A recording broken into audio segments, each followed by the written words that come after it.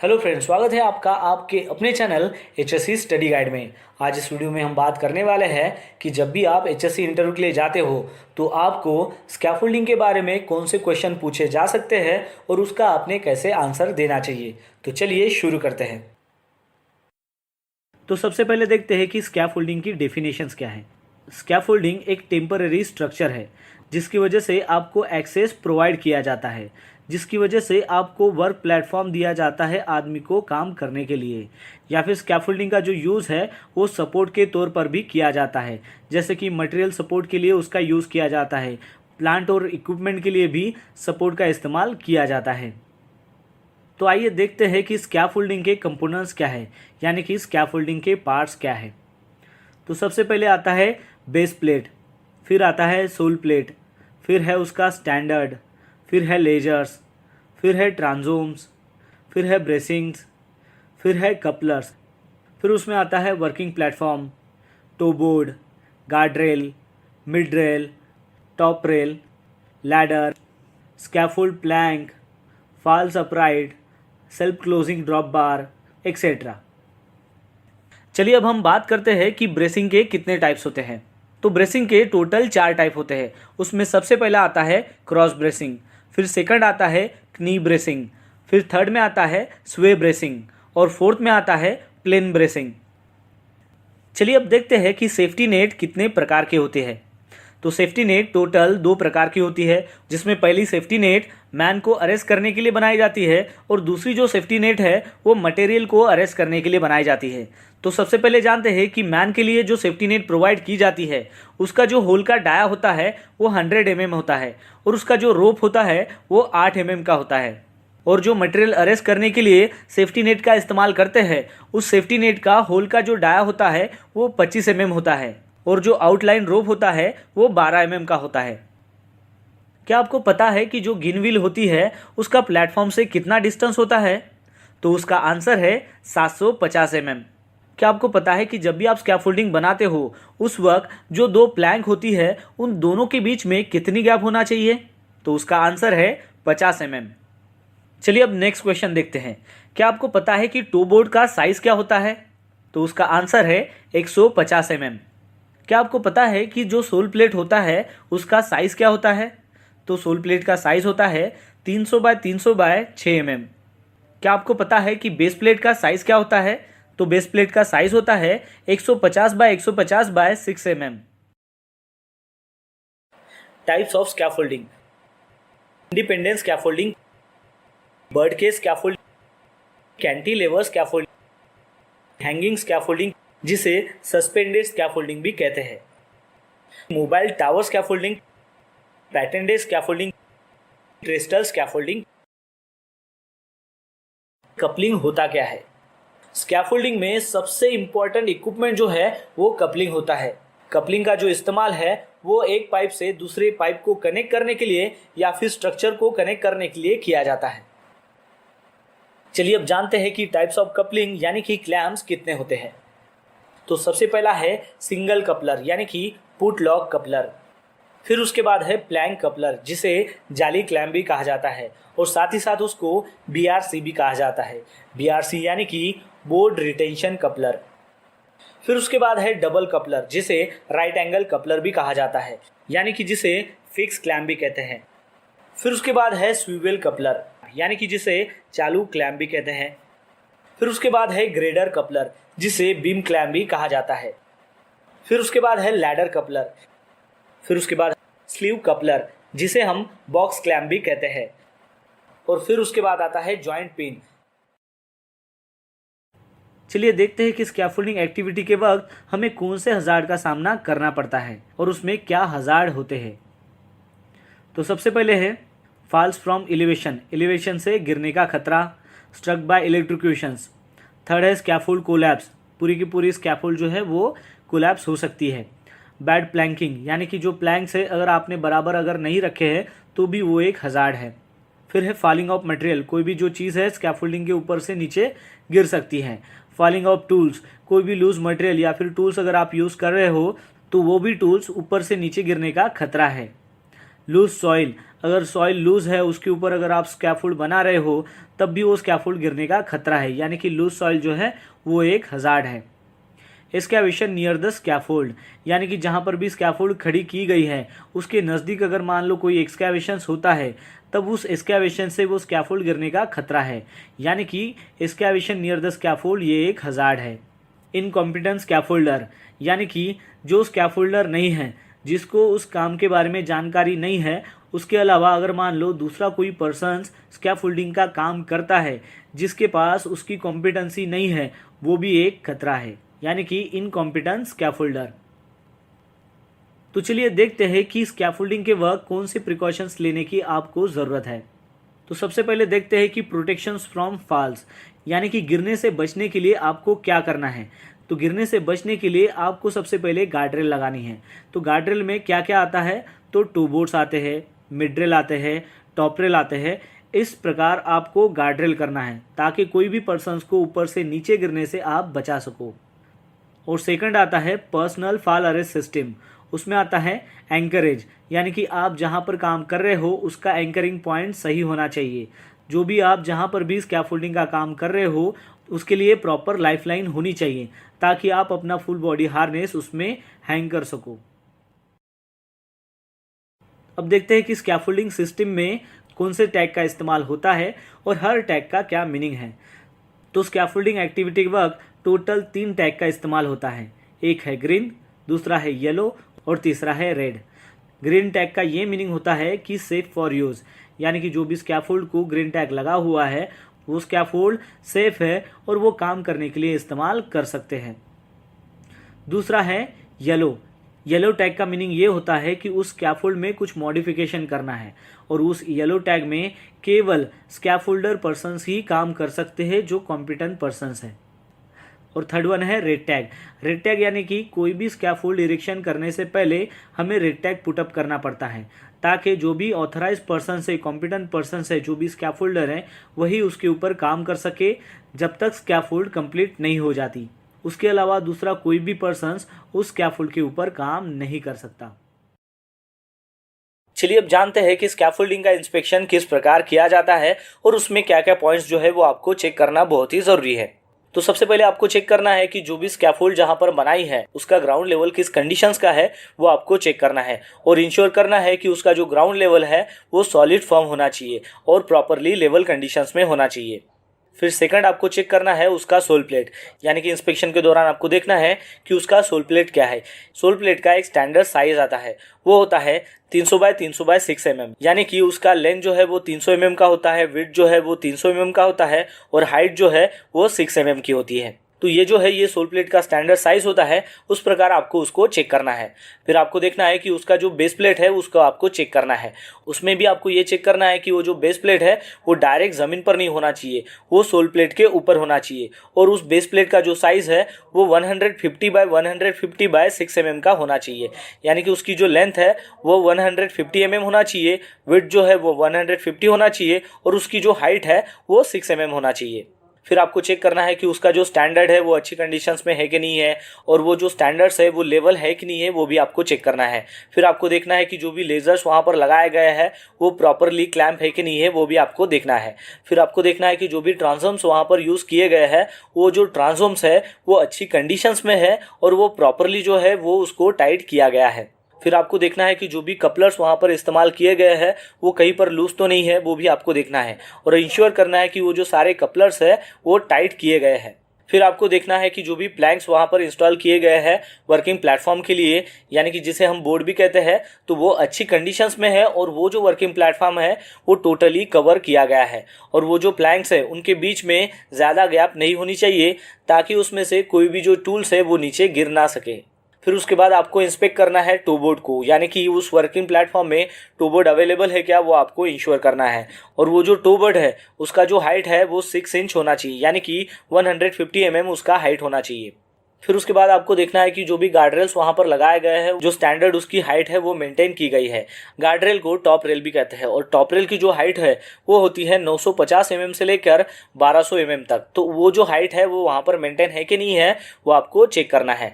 फिर आपको इंस्पेक्ट करना है मिड रेल का, यानी कि जो मिड रेल है वो 450 से लेकर 600 mm तक उसकी हाइट मेंटेन की गई है कि नहीं है वो भी आपको उसमें चेक करना है। फिर उसके बाद आपको इंस्पेक्ट करना है लैडर का, और आपको उसमें चेक करना है कि वो जो लैडर है वो 75 डिग्री में मेंटेन किया है कि नहीं किया, वो आपको चेक करना है। साथ ही में आपको देखना है कि उसका जो रेशो है वो 4:1 है कि नहीं है। फिर उसके बाद आपको ये भी ध्यान में रखना है कि लैडर का जहाँ पर लैंडिंग प्लेटफॉर्म है उससे उसकी जो हाइट है वो मिनिमम 1 मीटर अप होना चाहिए और मिनिमम उसमें 3 रंग्स होना चाहिए, ताकि जब भी उसका इस्तेमाल आप करो तो ऊपर से जब कोई भी पर्सन नीचे आए या फिर नीचे से कोई भी पर्सन अगर ऊपर जाए तो वो इजीली उस लैडर का इस्तेमाल करे और वो सेफली उस प्लेटफॉर्म पर रीच हो सके। तो ये जो सारे पॉइंट्स जो हमने यहाँ पर देखे हैं वो अगर अच्छे से इंस्टॉल किया गया है तभी वहाँ पर ग्रीन टैग लगेगा, और ये जो ग्रीन टैग है ये स्कैफोल्डिंग इंस्पेक्टर के द्वारा ही दिया जाता है और वही एक ऑथराइज पर्सन है जो इस स्कैफोल्डिंग को चेक करेगा और फिर उसके अनुसार वहाँ पर टैग पुटअप करेगा, यानी कि उसे स्टेटस ऑफ टैग कहते हैं। आपको और एक बात यहाँ पर ध्यान में रखनी है कि स्कैफोल्डिंग इंस्पेक्टर के अलावा कोई भी एम्प्लॉय उस स्कैफोल्डिंग में टैग डालने के लिए ऑथराइज नहीं होता है। फिर उसके बाद का सवाल आपसे पूछा जा सकता है कि जो भी स्कैफोल्ड है उसका हम सेफ वर्किंग लोड कैसे कैलकुलेट करेंगे। तो सबसे पहले हमें पता होना चाहिए कि स्कैफोल्ड का जब भी हमें सेफ वर्किंग लोड कैलकुलेट करना है तो उसका एक फार्मूला होता है। तो उसका फार्मूला कुछ इस प्रकार है, dead load plus 4 multiply by live load, यानी कि जो भी लाइव लोड है उसको आपको 4 से मल्टीप्लाई बाय करना है और फिर उसमें ऐड करना है डेड लोड। तो चलिए जानते हैं कि ये डेड लोड होता क्या है और ये लाइव लोड होता क्या है। अब डेड लोड में क्या होता है कि जो स्कैफोल्ड के जो कंपोनेंट्स है उसका जो वेट है प्लस जो वर्किंग प्लेटफॉर्म है उसका जो वेट है, इन दोनों का वेट जब ऐड किया जाता है तो उसे डेड लोड कहते हैं। और लाइव लोड किसे कहते हैं कि जो वर्कर्स है वहां पर काम कर रहा उसका वेट कितना है, फिर उस पर कौन सा मटेरियल रखा हुआ है और उसका वेट कितना है, और फिर उसके बाद वो स्कैफोल्ड के ऊपर जो भी टूल्स रहेंगे उसका भी आपको वेट पता होना चाहिए। जब ये तीनों चीज़ें आपको पता हो जाएगी तब आप लाइव लोड इजीली निकाल सकते हो। तो चलिए अब देखते हैं एक स्कैफोल्ड का एग्जाम्पल और देखते हैं कि उसका सेफ वर्किंग लोड हम कैसे कैलकुलेट करते हैं।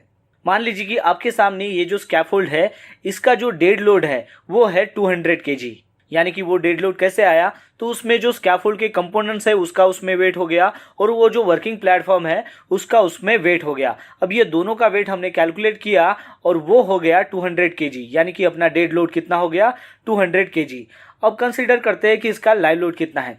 मान लीजिए कि ये जो स्कैफोल्ड है इसके ऊपर 2 वर्कर काम कर रहे हैं। एक वर्कर का जो वेट है वो है 70 kg और दूसरे वर्कर का जो वेट है वो है 60 kg, और मटेरियल जो है वो है 2000 kg और वहाँ पर जो टूल्स है वो है 200 kg। अभी हमें पता चल गया कि हमारा डेड लोड क्या है और लाइव लोड क्या है। लाइव लोड जो है हमने कंसीडर किया इसमें कि 2 वर्कर है, उसका जो है हमने वेट कैलकुलेट किया, फिर मटेरियल का वेट कैलकुलेट किया और फिर टूल्स का वेट कैलकुलेट किया। तो चलिए अब जो ये सारे वेट्स है ये हम फार्मूला में पुटअप करते हैं और देखते हैं कि ये स्कैफोल्डिंग का सेफ वर्किंग लोड कितना आता है। तो सबसे पहले हमारा जो फार्मूला है वो है dead load plus 4 multiply by live load. तो यहाँ पर डेड लोड हमने कितना लिया है 200 kg, तो 200 kg plus bracket 4 multiply by live load आएगा। तो यहाँ पर लाइव लोड हमें कैसे कैलकुलेट करना है, तो सबसे पहले हमें ये जो वर्कर्स काम कर रहे हैं इनका हमें वेट लिखना पड़ेगा, यानी कि 70 kg plus 60 kg plus 200 kg plus 2000 kg, तो इसका जो टोटल आएगा वो आएगा 9520। तो 9520 जो है वो केजी में रहेगा, यानी कि वो जो स्कैफोल्ड है उसकी safe working load capacity 9520 KG है। चलिए अब इस केजी को हम टन में कन्वर्ट करते हैं। तो उसके लिए हमें क्या करना पड़ेगा कि ये जो केजी है जो 9520 केजी है इसको हमें डिवाइड करना पड़ेगा 1000 से। जब हम इसको 1000 से डिवाइड करेंगे तो उसका रिजल्ट आएगा 9.52, यानी कि 9.52 टन्स उस स्कैफोल्डिंग का सेफ वर्किंग लोड कैपेसिटी है। फिर उसके बाद का सवाल आपसे पूछा जा सकता है कि स्कैफोल्डिंग को कौन इरेक्ट कर सकता है। तो उसके लिए आपको सिंपली आंसर देना है कि सर्टिफाइड जो स्कैफोल्ड होते हैं वही ऑथराइज होते हैं स्कैफोल्डिंग को इरेक्ट करने के लिए।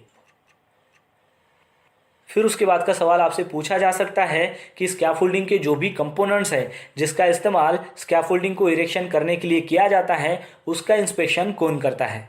तो उसके लिए आपको सिंपली यह आंसर देना है कि सर कॉम्पिटेंट और जो सर्टिफाइड स्कैफोल्डिंग सुपरवाइजर या फिर इंस्पेक्टर होता है वही उस कंपोनेंट का इंस्पेक्शन कर सकता है। फिर उसके बाद का क्वेश्चन आपको पूछा जा सकता है कि स्कैफोल्डिंग टैग को कौन लगा सकता है। तो उसके लिए आपको यह आंसर देना है कि सर स्कैफोल्डिंग टैग जो है वो कॉम्पिटेंट पर्सन्स यानी कि स्कैफोल्डिंग सुपरवाइजर या फिर स्कैफोल्डिंग इंस्पेक्टर के द्वारा ही लगाया जाता है। फिर उसके बाद का क्वेश्चन आपको पूछा जा सकता है कि स्कैफोल्डिंग टैग के ऊपर कौन सी जो डिटेल्स है वो दी रहती है। तो उसके लिए आपको ये आंसर देना है कि सर स्कैफोल्डिंग टैग के ऊपर location, maximum loading capacity, date of erection, inspection date, type of scaffolding, foreman का नाम, उसका सिग्नेचर, ये सारी डिटेल्स उस स्कैफोल्डिंग टैग के ऊपर होती है। फिर उसके बाद का सवाल आपसे पूछा जा सकता है कि किस कंडीशन में स्कैफोल्डिंग का इरेक्शन आप नहीं कर सकते हो। तो उसके लिए आपको यह आंसर देना है कि सर एक्सट्रीम अगर वेदर हो जैसे कि स्ट्रांग विंड हो या फिर रेन हो उस कंडीशन में स्कैफोल्डिंग का इरेक्शन नहीं करना है। ग्राउंड अगर स्टेबल ना हो उस कंडीशन में भी स्कैफोल्डिंग का इरेक्शन नहीं करना है। लाइव इलेक्ट्रिकल लाइन से अगर सेफ क्लियरेंस ना हो तब भी स्कैफोल्डिंग को इरेक्ट नहीं करना है। परमिट अगर अवेलेबल ना हो उस कंडीशन में भी स्कैफोल्डिंग को इरेक्ट नहीं करना है। सर्टिफाइड स्कैफोल्ड या फिर सुपरवाइजर वहां पर अवेलेबल ना हो तो उस कंडीशन में भी स्कैफोल्डिंग को इरेक्ट नहीं करना है।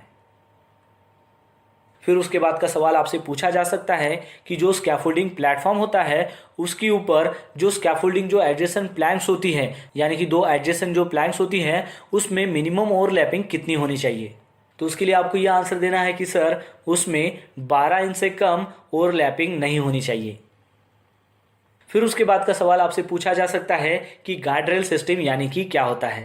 तो उसके लिए आपको यह आंसर देना है कि सर गार्ड रेल सिस्टम यानी कि ये एक बैरियर होता है जिसमें top rail, mid rail, toe guard और वर्टिकल अपराइड होते हैं जो प्रिवेंट करता है स्कैफोल्डिंग प्लेटफॉर्म के ऊपर आदमी को नीचे गिरने से या फिर मटेरियल को नीचे गिरने से।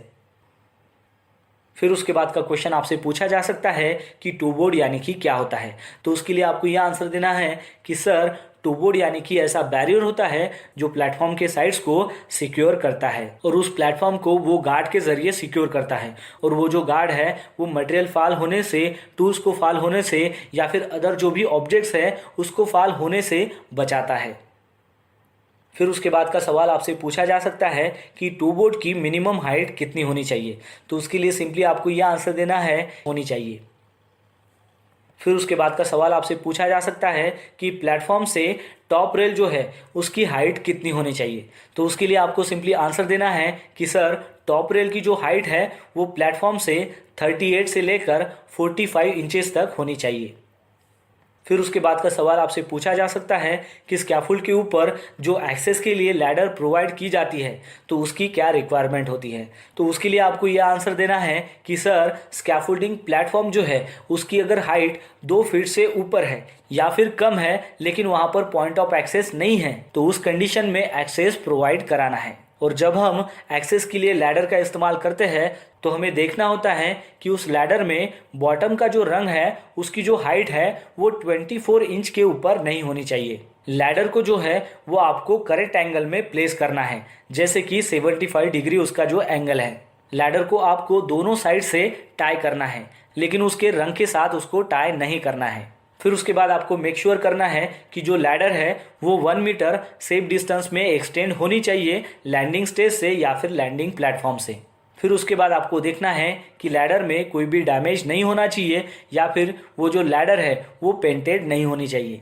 और फिर उसके बाद लैडर के जो भी एक्सेस है उसमें टैग होना चाहिए। तो ये जो सारी रिक्वायरमेंट्स है ये आपको उनको बताना है।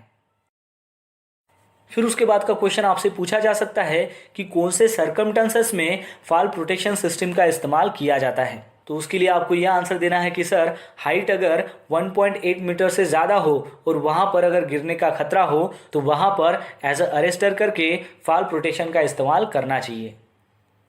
फिर उसके बाद का क्वेश्चन आपसे पूछा जा सकता है कि वॉकवे की मिनिमम वेट कितनी होनी चाहिए। तो उसके लिए आपको ये आंसर देना है कि सर वॉक के लिए जो मिनिमम विड्थ है वो 18 इंचेस की होनी चाहिए। फिर उसके बाद का क्वेश्चन आपसे पूछा जा सकता है कि स्कैफोल्डिंग प्लेटफॉर्म के ऊपर कौन से मटेरियल जो है वो आप प्लेस कर सकते हो, यानी कि उसके ऊपर रख सकते हो। तो उसके लिए आपको यह आंसर देना है कि सर स्कैफोल्डिंग प्लेटफॉर्म के ऊपर जो भी कंस्ट्रक्शन एक्टिविटीज़ में लगने वाले मटेरियल है वो हम रख सकते हैं, लेकिन ये डिपेंड होता है कि स्कैफोल्डिंग की लोड बेयरिंग कैपेसिटी कितनी है। मतलब जब हम ये एश्योर कर लेंगे कि लोड बेयरिंग कैपेसिटी उस स्कैफोल्डिंग की उस मटेरियल के लिए सेफ है, तभी हम वो मटेरियल उस स्कैफोल्डिंग प्लेटफॉर्म के ऊपर रख सकते हैं। फिर उसके बाद का सवाल आपसे पूछा जा सकता है कि लैडर को कौन से कलर से आपने पेंट करना चाहिए। तो उसके लिए आपको आंसर देना है कि सर लैडर को कभी भी किसी भी कलर से पेंट नहीं करना चाहिए, वो अलाउ नहीं होता है। फिर उसके बाद का सवाल आपसे पूछा जा सकता है कि जो भी मूविंग स्कैफोल्ड है या फिर मोबाइल स्कैफोल्ड है उसके ऊपर अगर आपको काम करना है तो उसकी क्या रिक्वायरमेंट्स होती है। तो उसके लिए आपको यह आंसर देना है कि सर मोबाइल स्कैफोल्ड जो है वो प्रॉपरली प्लम होनी चाहिए, लेवल में होनी चाहिए और स्क्वायर में होनी चाहिए। और उसका जो इस्तेमाल है जिस सरफेस के ऊपर आप कर रहे हो वो सरफेस जो है वो फर्म और लेवल में होना चाहिए, ताकि हम उसकी स्टेबिलिटी जो है वो इंश्योर कर सके। मोबाइल स्कैफोल्ड को हम मैन्युअली पुशिंग कर सकते हैं या फिर पुलिंग कर सकते हैं, वो भी उसके बेस के ज़रिए। मोबाइल स्कैफोल्ड को हम मैन्युअली पुश करके मूव कर सकते हैं, लेकिन उस दौरान उस स्कैफोल्डिंग के ऊपर कोई भी पर्सन्स नहीं होना चाहिए, कोई भी इक्विपमेंट नहीं होना चाहिए या फिर कोई भी मटेरियल उस स्कैफोल्डिंग प्लेटफॉर्म के ऊपर नहीं होना चाहिए जब आप उसको पुश कर रहे हो या फिर शिफ्ट कर रहे हो। और फिर उसके बाद है कि जब भी आप मोबाइल स्कैफोल्ड का इस्तेमाल करते हो तो उस वक्त जो कास्टर व्हील होते हैं उसको आपको हमेशा लॉक कंडीशन में रखना है। फिर उसके बाद है कि मोबाइल स्कैफोल्डिंग की जो हाइट है वो as compare to mobile scaffold का जो बेस है उससे 4 टाइम्स ज़्यादा नहीं होनी चाहिए। और फिर उसके बाद है कि उस मोबाइल स्कैफोल्ड में कंप्लीट गार्डरेल सिस्टम होनी चाहिए। तो ये जो सारी रिक्वायरमेंट्स है ये आपको बतानी है जब भी वो आपसे सवाल पूछेंगे कि मोबाइल स्कैफोल्डिंग के ऊपर जब आपको काम करना है तो उसकी क्या रिक्वायरमेंट होती है। फिर उसके बाद का क्वेश्चन वो आपसे पूछ सकते हैं कि स्कैफोल्डिंग का जो इंस्पेक्शन है वो हमने कब करना चाहिए। तो उसके लिए आपको आंसर देना है कि सर स्कैफोल्डिंग जो है वो जब कम्प्लीटली इरेक्शन जब उसका हो जाएगा उसके बाद ही उसको इंस्पेक्शन करना है और फिर उसमें टैग लगाना है। और फिर उसके बाद हर एक वर्क पीरियड के पहले उसको इंस्पेक्शन करना है, या फिर जब भी उसको अल्टर करते हैं यानी कि चेंज करते हैं तब भी उसका इंस्पेक्शन करना है। फिर उसके बाद है कि जब भी उस स्कैफोल्डिंग के ऊपर हेवी रेन होती है या फिर हेवी विंड आती है तो उस टाइम में भी उसका इंस्पेक्शन करना बहुत ही ज़रूरी है। और फिर उसके बाद है कि जो स्कैफोल्डिंग है उसको हर वीक में एग्जामाइन करना बहुत ही ज़रूरी है। तो ये सारे पॉइंट्स आपको उनको बताना है। फिर उसके बाद का क्वेश्चन आपसे पूछा जा सकता है कि व्हाट इज़ लाइफलाइन।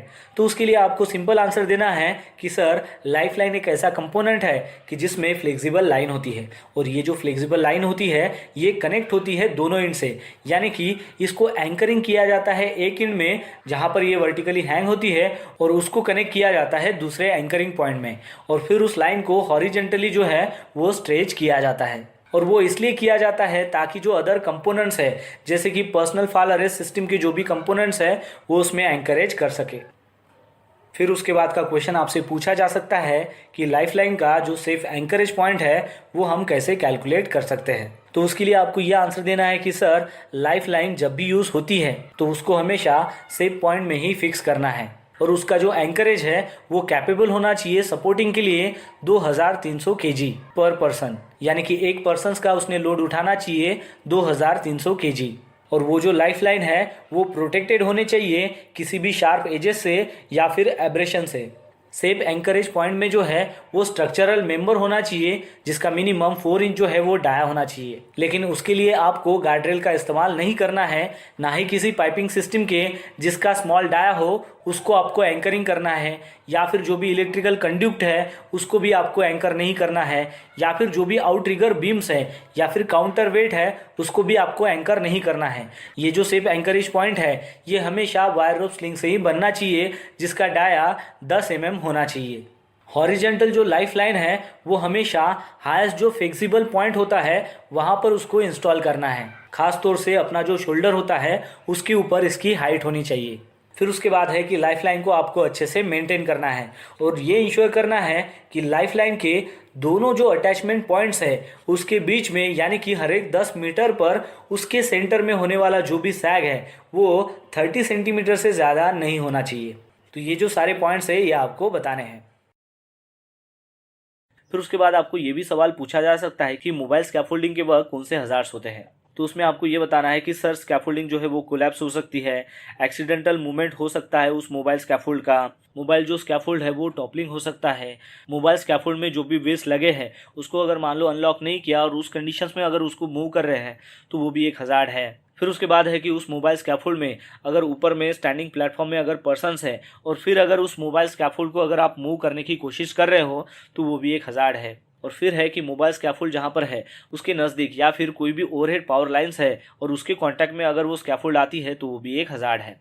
फिर उसके बाद आपको ये भी क्वेश्चंस पूछा जा सकता है कि मोबाइल स्कैफोल्डिंग में कौन से प्रिकॉशंस लेने पड़ते हैं। तो सबसे पहले आपको ये बताना है कि जो भी स्कैफोल्ड है उसके ऊपर ग्रीन टैग है कि नहीं है वो सबसे पहले हमें चेक करना है। फिर आपको ये बताना है कि जो भी मोबाइल स्कैफोल्ड है उसके ऊपर कोई भी पर्सन अगर स्टैंडिंग है तो उस दौरान उस मोबाइल स्कैफोल्ड को आपको मूव नहीं करना है। फिर आपको बताना है कि मोबाइल स्कैफोल्ड को मूव करने से पहले आपको चेक करना है कि उसके जो व्हील लॉक्स है वो प्रॉपर कंडीशंस में है कि नहीं है, यानी कि उसको आपको अनलॉक करना है। अगर वो लॉक कंडीशंस में है तो उस दौरान आपको उस मोबाइल स्कैफोल्ड को मूव नहीं करना है। फिर आपको बताना है कि मोबाइल स्कैफोल्डिंग का जो भी प्लेटफॉर्म है उसके ऊपर से आपको शॉर्टकट नहीं लेनी है। फिर आपको बताना है कि मोबाइल स्कैफोल्ड को जब भी आपको मूव करना है, मूव करने से पहले जो भी उसके व्हील्स है उसको आपको अनलॉक करना है। फिर आपको बताना है कि स्कैफोल्ड की जो पोजीशंस है वो आपको कोई भी जो सरफेस एज हो या फिर नियर बाय जो भी ओवरहेड पावर लाइंस है उसके नज़दीक में आपको स्कैफोल्ड को पोजीशन नहीं करना है। तो ये सारी चीज़ें आपको बतानी है जब भी वो आपको क्वेश्चंस पूछते हैं कि मोबाइल स्कैफोल्ड के वक्त आपको कौन से प्रिकॉशन लेने पड़ते हैं। तो दोस्तों आशा करता हूं कि आपको इस वीडियो के माध्यम से पता चल गया होगा कि जब भी आप एचएससी इंटरव्यू के लिए जाते हो तो वहां पर स्कैफोल्डिंग के बारे में आपको कौन से क्वेश्चन पूछे जा सकते हैं और उसका आपने आंसर कैसे देना चाहिए। तो बस आज के लिए इतना ही, मिलते हैं नेक्स्ट वीडियो में एक नए टॉपिक के साथ में। तब तक के लिए टेक केयर, बाय बाय।